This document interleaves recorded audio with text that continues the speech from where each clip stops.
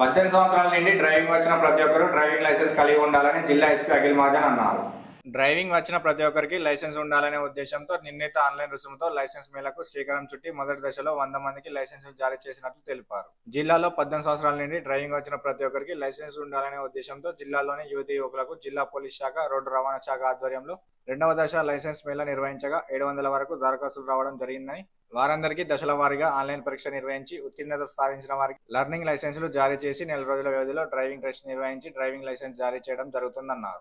RTO కార్యాలయంలో వివిధ police స్టేషన్ల నుంచి వచ్చిన 30 మందికి లైసెన్స్ టెస్టులు నిర్వహించి లర్నింగ్ లైసెన్సులు అందజేయడం జరిగిందని తెలిపారు.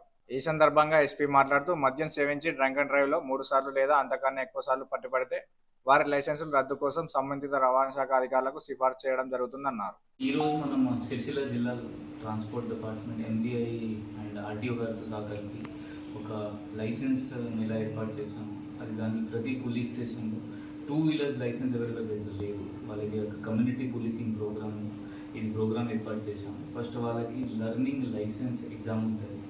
దానిలో భాగంగా ఎగ్జామ్ ఇచ్చి వాళ్ళకి లర్నింగ్ ఎల్ఎల్ఆర్ వస్తుంది.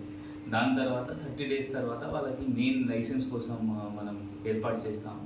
అది కూడా ఆర్టీఓ గారితో సహా లోకల్ పోలీస్ ఎంతమందికి మనం మ్యాక్సిమం ట్రై చేస్తాం. ఎందుకంటే ఇప్పుడు చూస్తున్నాము జనరల్ చాలామంది దగ్గర లైసెన్స్ ఉండదు.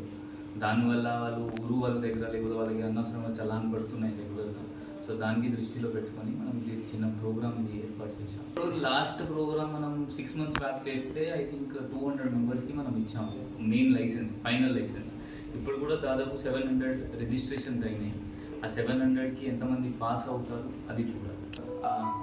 ఆర్టీఓ గారితో కలిసి ఇప్పుడు ఇంకొక మనం డిసిజన్ తీసుకున్నాము.